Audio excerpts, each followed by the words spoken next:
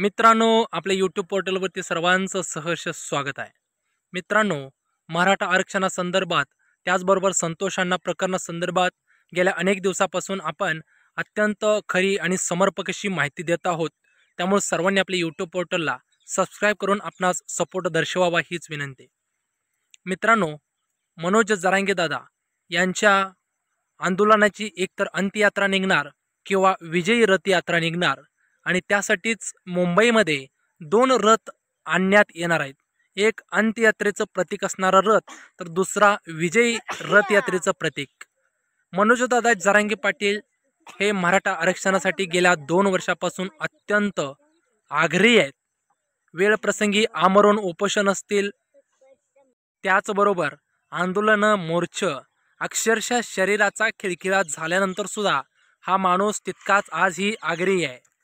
मराठा आंदोलनासाठी अत्यंत शरीर अशक्त झालेलं असताना, किडनीवरती प्रेशर असताना हा माणूस संपूर्ण महाराष्ट्र पिंजून काढतोय आणि हा महाराष्ट्र पुन्हा एकदा डरकाळी फोडण्याच्या मनस्थितीत आहे.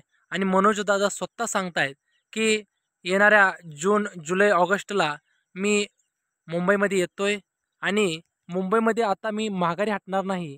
एकतर माझी अंत्ययात्रा निघेल किंवा विजयी रथयात्रा निघेल. मराठा आंदोलनाचा प्रश्न अत्यंत निर्णायक टप्प्यावरती येऊन पोचलेला आहे. जवळजवळ 80% मराठा समाज कुणबी गटामध्ये प्रवर्ग झालेला आहे.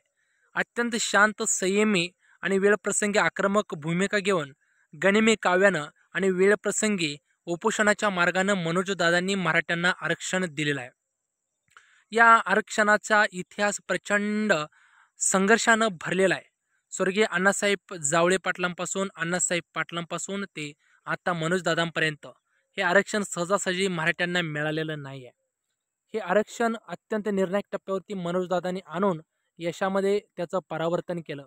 परंतु अजूनही पश्चिम महाराष्ट्रातील किंवा इतर ठिकाणचा काही मराठा समाज अजूनही आरक्षणाच्या विवंचनेमध्ये, आरक्षणाच्या खऱ्या अर्थानं वेटिंगमध्ये आहे.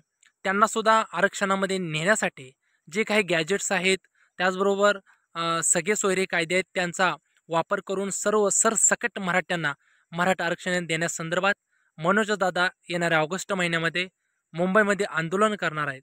या आंदोलनातून एकतर मराठ्यांची विजय यात्रा निघेल किंवा दुसऱ्या बाजूला माझी अंत्ययात्रा निघेल, अशा पद्धतीचं थेट इशारा मनोजदादांनी सरकारला दिलेला आहे.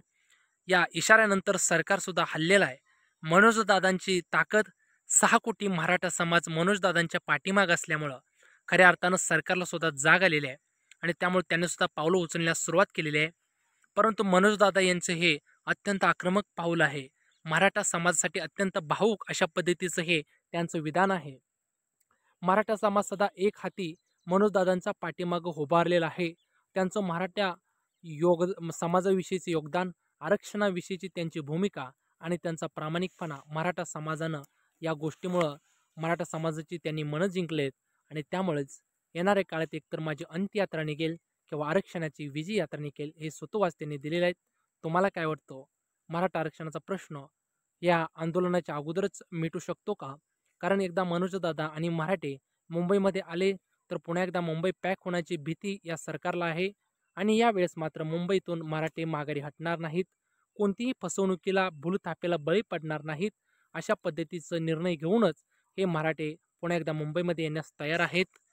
भाजी भाकरी, चटणी भाकरी खाऊन मराठा आरक्षणासाठी मनोजदादांच्या पाठीमागं राहण्याची भूमिका संपूर्ण सकल मराठा समाज महाराष्ट्रातून करतोय. तुम्हाला काय वाटतं? कमेंटच्या माध्यमातून व्यक्त व्हा.